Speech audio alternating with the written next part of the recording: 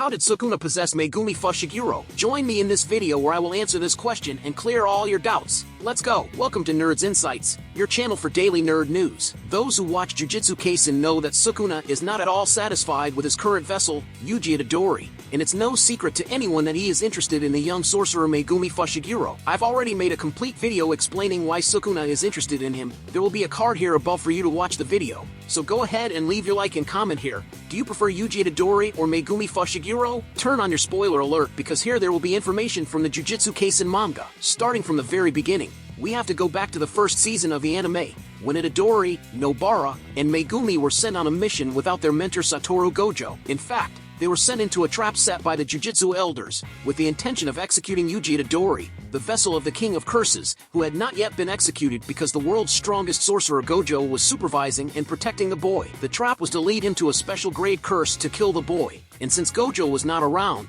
there would be no one to protect. During the fight against this special grade curse, Yuji and Megumi realized they were no match for the villain, so the plan was as follows. Megumi Fushiguro runs as far away as possible while Itadori releases Sukuna to defeat that special grade curse. Said and done, Sukuna defeats the curse, but Itadori can't switch the body control back, so Sukuna rips out his heart and goes after Megumi. While fighting Megumi, he noticed something special in the boy, and that's where it all began. I told you all this part that you already know because it was in this part that the most important thing happened. As Itadori was heartless, he died and only Sukuna himself could heal him and bring him back to life. But Sukuna didn't want to do that, so the two fight in Itadori's subconscious until they make an agreement, an unbreakable jujutsu pact. But the anime doesn't tell what the agreement was, but I'll tell you. In exchange for putting the heart back and reviving Itadori, he had to give 1 minute to Sukuna whenever he wanted, but he couldn't hurt anyone in the process. Initially, Sukuna wanted Megumi Fushiguro's body just to have a real vessel and not a prison like with Itadori. However, after seeing the 10 Shadows technique used at the end of the first season, he said he saw something interesting.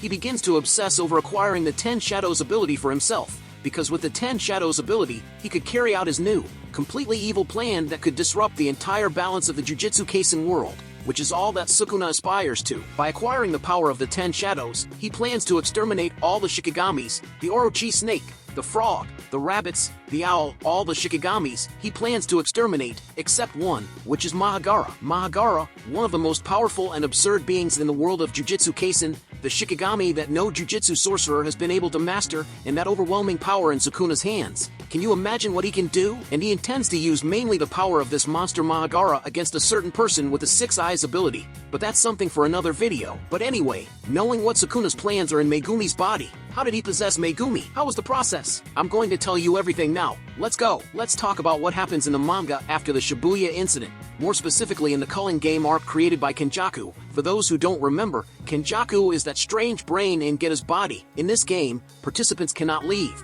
but I won't go into details about the arc. The focus here is on how Megumi ends up being possessed by Sukuna. Megumi participates in this game to find a person named Hanakurusu, who possesses special abilities capable of helping to break Goju's seal. This has become an illegal task because, after the Shibuya arc, several changes occurred. Itadori was sentenced to death, as well as the Jujutsu school director. Megumi Fushiguro is being forced to return to the Zenin clan, and Satoru Gojo was falsely accused of orchestrating the Shibuya incident and is now sealed, with an express prohibition on any attempt to free him. Nevertheless, Megumi and Itadori are determined to free Gojo. In addition to searching for Hanakurusu, Megumi is also looking for his sister. If you don't remember, Megumi has a sister who was in a coma for a long time. He discovers that she has returned, but upon meeting her, along with Hanakurusu, he realizes that the person in his sister's body is someone else, not her. Megumi Fushiguro is very psychologically distressed, indeed. So, amid these events and Megumi being psychologically shaken, Sukuna claims the unbreakable pact he made with Itadori and takes over his body for 1 minute.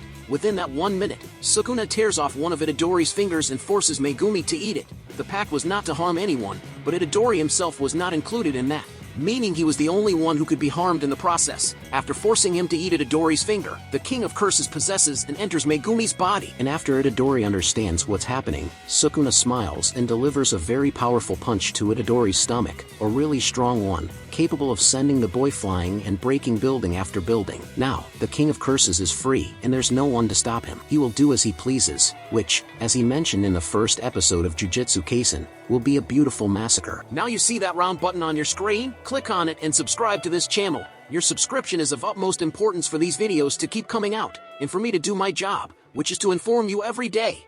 Don't forget to take care of yourself, and I'll see you in the next video.